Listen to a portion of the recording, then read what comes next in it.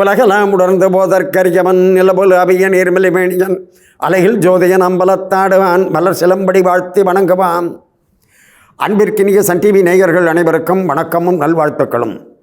அன்பர்களை இன்று தை 13 27/1/2024 சனிக்கிழமையோடு அமைந்திருக்கக்கூடிய இந்த அற்புதமான நல்ல நாளில் உங்கள் அனைவரையும் நம்முடைய சிறப்பான ஆலய வழிபாட்டு நிகழ்ச்சிக்கு அன்போடு வரவேற்கின்றோம்.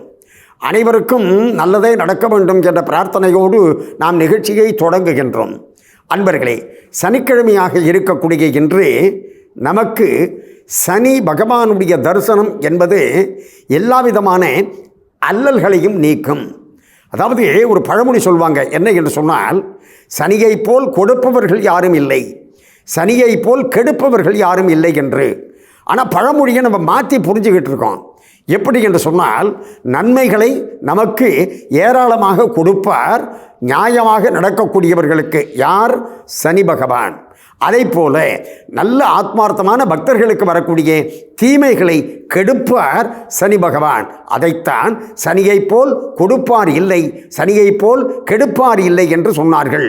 ஆனால் நம்ம என்ன பண்ணிவிட்டோம், அர்த்தத்தை அனர்த்தம் பண்ணிக்கிட்டு ஏருக்கு மாறாக மனசுக்குள்ளே புரிஞ்சுக்கிட்டு இருக்கோம். ஆனால் அப்படி இல்லாமல் எல்லாவற்றையும் நல்லனவாக நமக்கு அருளக்கூடிய அனுக்கிரக சனி பகவானாக அருள்வாளிக்கக்கூடிய அற்புதமான திருத்தலம் எங்கு இருக்கின்றது என்று சொன்னால் நமக்கெல்லாம் தெரியும், திருநள்ளாறு. அந்த திருநள்ளாறு என்பது காரைக்காலுக்கு அருகில், அங்கிருந்து நேராக நாகப்பட்டினத்திற்கும் காரைக்காலுக்கும் இடையில் அமைந்திருக்கின்றது அந்த திருநள்ளாறு திருத்தலம். அது தெற்கே அமைந்திருக்கின்றது. ஆகையினால் இப்பொழுது நாம் இன்றைக்கு வட திருநள்ளாறு என்று, அது தெற்கே இருக்கின்ற காரணத்தால் சென்னையில் அமைந்திருக்கக்கூடிய வட திருநள்ளாறு என்று கொண்டாடப்படக்கூடிய ஆதம்பாக்கம் பக்தர்களாலே பெரிதாக புகழப்படக்கூடிய போற்றக்கூடிய அற்புதமான திருத்தலமாக ஆதம்பாக்கம் ஈவி நகர் பகுதிகள் அருள்பாலிக்கக்கூடிய இந்த சனீஸ்வர பகவானைத்தான் இன்றைக்கு நாம் தரிசிக்க இருக்கின்றோம். அதாவது சனீஸ்வரன் என்பதுதான் சனி பகவானுக்கு இருக்கக்கூடிய பெயர். ஆனால் நாம் காலப்போக்கில் என்ன செஞ்சுவிட்டோம், சனீஸ்வர பகவான் சனீஸ்வர பகவான்னு. ஆகையினால் நாம் புரிவதற்காகத்தான் சனீஸ்வர பகவான் என்று குறிப்பிடுகின்றோமே ஒழிய பொருள் அப்படி அல்ல. சனீஸ்வரன் என்பதுதான் அவருக்குரிய பெயர். அதாவது சரண் என்று சொன்னால் சஞ்சரிக்கக்கூடியவன், சனீஸ்வரன் என்று சொன்னால் மந்தகதிகள், ரொம்ப ஸ்லோ ஃபேஸில் அவர் அப்படி போகக்கூடியவர் என்று. அதனால தான் ஒரு ராசியிலிருந்து இன்னொரு ராசிக்கு அவர் பயிற்சி ஆவது எப்படி என்று சொன்னால் ஏறத்தாழ 2.5 ஆண்டுகள் எடுத்துக்கொள்கின்றார். எனவே அப்படி 2.5 ஆண்டுகள் என்று இப்பொழுது அண்மையில் கடந்த டிசம்பர் மாதம் 21ஆம் தேதி அன்று சனி பயிற்சியானது நடைபெற்றது அல்லவா? எனவே இனிமேல் இவர் இப்பொழுது அடுத்த ராசிக்கு செல்வதற்கு, கும்பராசியிலிருந்து மீனத்திற்கு வந்திருக்கின்றார். அடுத்த ராசிக்கு செல்வதற்கு இன்னும் 2.5 ஆண்டுகள் ஆகும். அப்படி மெதுவாக சஞ்சரிக்கின்ற காரணத்தினாலே அவருக்கு சனீஸ்வரன் என்ற பெயர். அந்த சனீஸ்வரன் பிரம்மாண்டமான வடிவத்தில் இங்கு ஆதம்பாக்கம் ஈபி நகரில் வட திருநள்ளாறு என்று பெயரை தாங்கி இருக்கக்கூடிய திருக்கோவிலில் அற்புதமாக அருள்பாலித்து வருகின்றார். வாருங்கள், இப்பொழுது நாம் அந்த சனி பகவானை தரிசிப்போம். இன்றைய தினம் சனிக்கிழமையாக இருக்கின்ற காரணத்தால் சனி பகவானுடைய அருளை பெறுகின்ற வகையில் நாம் ஆதம்பாக்கம் ஈபி நகர் பகுதியில் அருள்பாலித்து வரக்கூடிய வட திருநள்ளாறு என்று கொண்டாடப்படக்கூடிய அந்த சனி பகவானுடைய ஆலயத்தை நாம் தரிசித்து கொண்டு இருக்கின்றோம். அதாவது சனி பகவான் எப்படி என்று சொன்னால், நாம் இந்த ஒரு மகாபாரதத்தில் துணை பகுதியாக வரக்கூடிய இந்த நிகழ்ச்சியை சிந்தித்தோம் என்று சொன்னாலே, அதாவது இந்த சரித்திரத்தை, இந்த வரலாற்றை நாம் கேட்டோம் என்று சொன்னாலே நமக்கு சனி தோஷமானது நீங்கும் என்பது ஒரு ஐதீகம். அதாவது நலச்சரித்திரம் என்று நமக்கு நன்றாக தெரியும். தமிழில் பார்த்தீங்கன்னா நலவெண்பா என்று அந்த நலனுடைய சரித்திரத்தை புகழேந்தி புலவர் நமக்கு கொடுத்திருக்கின்றார். அந்த நலச்சரித்திரமானது மகாபாரதத்தில் ஒரு பகுதியாக வருகின்றது. எப்பொழுது என்று சொன்னால், தருமன் சூதுப்போரில் எல்லாவற்றையும் இழந்து அவன் கானகத்தை நோக்கி வந்து கொண்டிருக்கின்ற நேரத்தில் அங்கு வந்த வியாச பகவான் என்ன செய்தார், தருமனை பார்த்து சொன்னார், தர்மா, நீ என்னமோ சொத்து சுகம் எல்லாவற்றையும் இழந்து கானகத்திலே வந்து துன்பப்படுகின்றேன் என்று மனதிற்குள் நினைத்து கொண்டு இருக்கின்றாயே. உன்னை விட இந்த உலகத்தில் துன்பப்பட்டவன் தெரியுமா என்று அந்த நலனுடைய சரித்திரத்தை அங்கே சொல்ல தொடங்குகின்றார். இப்போ உனக்காவது உன் தம்பிமார்கள் கூட வந்திருக்கின்றார்கள், உன் மனைவி பாஞ்சாலியானவள் கூடவே வந்திருக்கின்றாள். ஆனால் கானகத்தே கார் இருளில் காதலியை கைவிட்டு, அதாவது பத்தினியை கைவிட்டு மிகப்பெரிய துன்பத்திற்கு ஆளானான் நலன். நலன் யார் என்று சொன்னால் நெடத நாட்டு மன்னன். அந்த நெடத நாட்டு மன்னனாக இருக்கக்கூடிய நலன் என்ன செய்தான், ஒரு நாள் ஒரு குளக்கரையில் அமர்ந்து கொண்டிருந்தான். அப்படி குளக்கரையில் அமர்ந்து கொண்டிருக்கின்ற நேரத்தில் ஒரு அன்னப்பறவையானது அப்படியே நடந்து நடந்து சென்றது. அந்த அன்னத்தின் நடையை பார்த்த உடனே நலன் என்ன செஞ்சான், அவனுக்கு டர்றாருன்னு ஞாபகம் வந்துச்சு. ஆஹா, நடை என்று சொன்னால் அன்ன நடை என்று சொல்கின்றார்கள், நடையா இது நடையா என்று அந்த அன்னத்தினுடைய நடையை நலன் அப்படி புகழ்ந்து பேச அன்னப்பறவையானது என்ன செய்தது, கொஞ்சம் வெட்கப்பட்டு நாணி கோணி கொண்டு, அந்த பறவையெல்லாம் அந்த காலத்தில் பேசும், அந்த பறவை பேசக்கூடிய மொழியெல்லாம் சிலருக்கு தெரியும், ஒரு சக்தியின் காரணமாக, ஏறை அருள் காரணமாக. ஆகையினால் நலனை பார்த்து அந்த அன்னப்பறவை பேசத் தொடங்கியது. நலனே, நீ என்னமோ என்னுடைய நடையை பற்றி சொல்கின்றாய், நானே ஒரு பெண்ணினுடைய நடையை பார்த்து வெட்கப்பட்டு நாணி கோணி கொண்டு செல்கின்றேன். யாரவள்? பாரவள் பாதம் தீண்ட பாக்கியம் செய்ததம்மா. பாரவள் பாதம் தீண்ட பாக்கியம் செய்ததா? யாரவள்? பேரவள் தமயந்தி அம்மா. அவள் பெயர் தமயந்தி, விதர்ப்பு தேசத்த மன்னன் பீமனுடைய மகள் என்று தமயந்தியை பற்றி அந்த அன்னமானது வர்ணிக்க வர்ணிக்க நலனுக்கு என்ன ஆயிற்று, தமயந்தியை திருமணம் செய்து கொள்ள வேண்டும் என்ற எண்ணமானது ஏற்பட்டது. அந்த அன்னத்தையே தூதாக விடுகின்றான். அதாவது இலக்கியத்தில் பார்த்தீங்கன்னா, தமிழ் இலக்கியத்தில் அன்னம்படு தூது என்று தனியாக ஒரு தூது இலக்கியமே உண்டு. அதை போல இப்பொழுது அன்னத்தை தூது விட்டான். பிறகு என்ன ஆயிற்று நாம் சிந்திப்போம். ஆதம்பாக்கம் சனி பகவான் ஆலயத்தினுடைய பக்தர்கள் கூறுவதையும் இப்பொழுது கேட்போம். பிருந்தாவன் நகர் மெயின் ரோட்டிலிருந்து ஒரு 5 நிமிஷம் நடந்து வந்தால் ஈவி காலனி ஸ்ரீ தேவி நாகமுத்து மாரியம்மன் கோவில் இருக்குது. இந்த கோவில் நிர்மாணம் பண்ணிட்டு சுமாராக 40 வருஷம் ஆகுது. நம்ம கோவிலில் நிர்மாணம் பண்ணும்போது ஸ்ரீ தேவி நாகமுத்து மாரியம்மன் மட்டும்தான் நம்ம பிரதிஷ்டை பண்ணினோம். அம்பாளை பிரதிஷ்டை பண்ணுறதுக்கு முன்னாடி அந்த இடத்துல நாகப்பாம்புகள்லாம் நிறைய இருந்தது.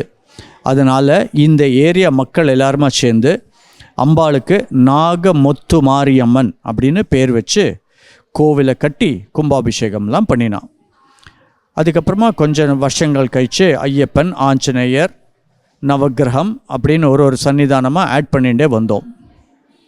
1997 நம்ம கோவிலில் ஏதாவது யூனிக்காக பண்ணணும்னு பிளான் பண்ணி கமிட்டி மெம்பர்ஸ் எல்லாருமே சேர்ந்து டிசைட் பண்ணி விஸ்வரூபமாக 6.5 அடியில் சர்வ மங்கள சனீஸ்வர பகவானை பிரதிஷ்டை பண்ணியிருக்கோம். சனீஸ்வர பகவானுக்கு சர்வ மங்கள யந்திரம் வச்சு அதுக்கு மேலே தான் பகவானை பிரதிஷ்டை பண்ணியிருக்கோம். அதனால் நம்மளோட சனீஸ்வர பகவானை தர்சனம் பண்ணின வாழ்க்கை எல்லாருக்கும் சர்வ மங்களம் கிடைச்சுருக்கு. எங்களுக்கு நிறைய பேர் வந்து சொல்லிட்டு போகிறா. நம்ம ஆலயத்தில் வந்து நாகமுத்து மாரியம்மன் வந்து சுயம்பா வந்தவங்க. ஒரு 40-45 வருஷத்துக்கு முன்னாடி எங்களுக்கு சரியாக தெரியல, புத்து வடிவத்தில் தான் இங்கே ஃபஸ்ட்டு வந்து நாகமுத்து மாரியம்மன் வந்து காட்சி கொடுத்ததாகவும், அப்போது வந்து நம்ம ஏரியாவில் இருக்க பகுதி வாழ் மக்கள் அனைவரும் சேர்ந்து இங்கே ஒரு சூளம் நட்டு அம்மனை வந்து நாகமுத்து மாரியம்மன் பேர் வச்சு பிரதிஷ்டை பண்ணி காலங்காலமாக ஆகம விதிப்படி வழிபாடு செஞ்சுட்டு வந்திருக்காங்க. நமது பகுதியில் நம்ம கோவிலில் இருக்க சனீஸ்வரனை பற்றி சொல்லணும்னா 6 அடியில் வந்து விஸ்வரூப சர்வமங்கள சனீஸ்வர பகவானாக காட்சி கொடுத்து இங்கே இருக்க மக்களுக்கெல்லாம் அருள் பாலிச்சிட்ருக்காரு. நம்ம கோவிலில் வந்து 6 அடியில் சனீஸ்வர பகவான் இருக்கிறதுனால வேறு எங்கேயுமே இந்த மாதிரி இவ்வளோ ஒரு விஸ்வரூபமான சர்வமங்கள சனீஸ்வர பகவானை யாரும் பார்க்க முடியாது. அதுவே நமது ஆலயத்துக்கு ஒரு பெரிய தனி சிறப்புன்ட்டு எல்லாரும் இங்கே பார்க்கப்படுகிறாங்க. சனி பயிற்சி மட்டுமே இல்லாமல் ஒவ்வொரு சனிக்கிழமையும் இங்கே வர பக்தர்கள் கூட்டம் அவ்வளோ அலமோதும், அவ்வளோ பரிகார பூஜைகள் இங்கே இருக்கும். சனி பயிற்சியை முன்னிட்டு அன்றைக்கி வர மக்களுக்கெல்லாம் எள்ளு விளக்கு இங்கே அவ்வளோ விசேஷம். அதுக்கான பணியை தான் இப்போ மகளிரணி எல்லாம் வந்து ஒரு மாத காலமாக அந்த பணியை நாங்கள் செஞ்சிட்டு வரோம். அன்பர்களே, சனிக்கிழமையாக இருக்கக்கூடிய இன்று நலோபாக்கியானம் என்று சமஸ்கிருதத்தில் சொல்லப்படக்கூடிய நல சரித்திரம் என்று சொல்லப்படக்கூடிய அந்த நலனுடைய வரலாற்றை நாம் கேட்டோம் என்று சொன்னாலே நமக்கு இந்த கலி தோஷம் சனி தோஷம் நீங்கும் என்று சொல்வார்கள். ஒரு சுருக்கமாக நாம் இப்பொழுது பார்ப்போம். அதாவது இந்த நலன் என்ன செய்தான், அன்னத்தை தூது விட்டான் என்று சென்ற பகுதியில் பார்த்தோம். அந்த அன்னமானது சென்று தமயந்தியிடம் நலனை பற்றி வர்ணிக்க, தமயந்தியும் தன்னுடைய மனதிற்குள் நலனையே திருமணம் செய்து கொள்ள வேண்டும் என்று நினைக்க, அப்பொழுது என்னாயிற்று என்று சொன்னால், நுட்பமாக கவனிக்க வேண்டும் அன்பர்களே. தமயந்திக்கு சுயம்பரம் என்று செய்தி வர, அந்த சுயம்பரத்தில் கலந்து கொள்ள வேண்டும் என்பதற்காக என்னாயிற்று என்று சொன்னால், அக்னி, வருடன், வாயு, யமன் என்று சொல்லக்கூடிய 4 தேவர்கள் அங்கே வந்தார்கள்.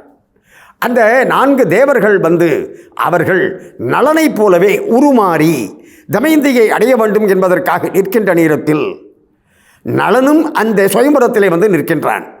அப்பொழுது தமயந்தி என்ன செய்தாள், எல்லாமல்ல அன்னை பராசக்தி அன்னை ராஜராஜேஸ்வரியை வேண்ட அந்த அன்னையானவள் அவளுக்கு உணர்த்தினாள். என்ன என்று சொன்னால், தேவர்கள் தாங்கள் அணிந்து கொண்டிருக்கக்கூடிய மாலை வாடாது, அவர்களுக்கு கண்கள் இமைக்காது, அவர்கள் கால் தரையிலே படாது, இந்த குறிப்பிலிருந்து நீ மாறுபட்டு இருக்கக்கூடியவன் தான் உண்மையான நலன் என்பதை புரிந்து கொள்ள வேண்டும் என்று சொல்ல, அந்த அடிப்படையில் இந்த தேவர்கள் 4 பேரையும் அப்படி அவள் ஒதுக்கிவிட்டு உண்மையான நலனுக்கு மாலை சூட்டினாள்.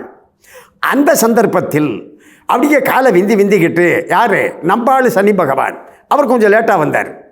அவர் இந்த சுயம்பரத்தில் கலந்துக்கணுங்கிறதுக்காக வந்தவர் என்ன செய்தார், நலன் மாலையிட்டான் என்பதை கேள்விப்பட்ட உடனே உன்னை விட்டேனா பார் என்று சுத்துன்னு சுற்றி அந்த நலன் ஒரு நாள் தன்னுடைய கால்களை சரியாக கழுவாமல் இருக்க, அந்த காலின் பின்பாகத்தில் குதிக்கால் பகுதியில் அந்த சனி பகவான் இருந்து கலிபுருஷன் இருந்து ஆர்ப்பரித்தார் என்பது வரலாறு.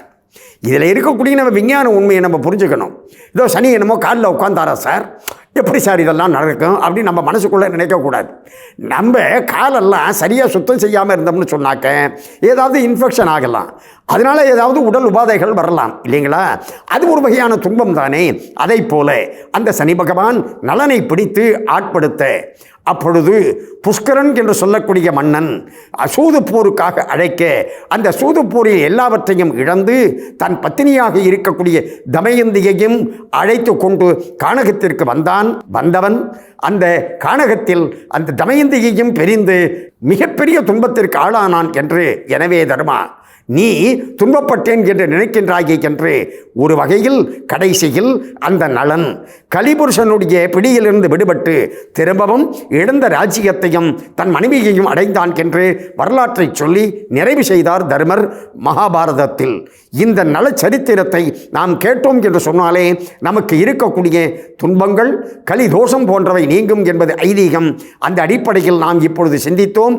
இப்பொழுது ஆதம்பாக்கம் ஈபி நகர் அந்த சனீஸ்வர பகவான் ஆலயத்தை தரிசிப்போம் வாருங்கள். சென்னை ஆதம்பாக்கத்தில் ஈபி நகர் பகுதியில் அருள்பாலித்து வரக்கூடிய சனீஸ்வர பகவான் ஆலயத்தை தரிசனம் செய்யக்கூடிய பாக்கியத்தை பெற்றோம்.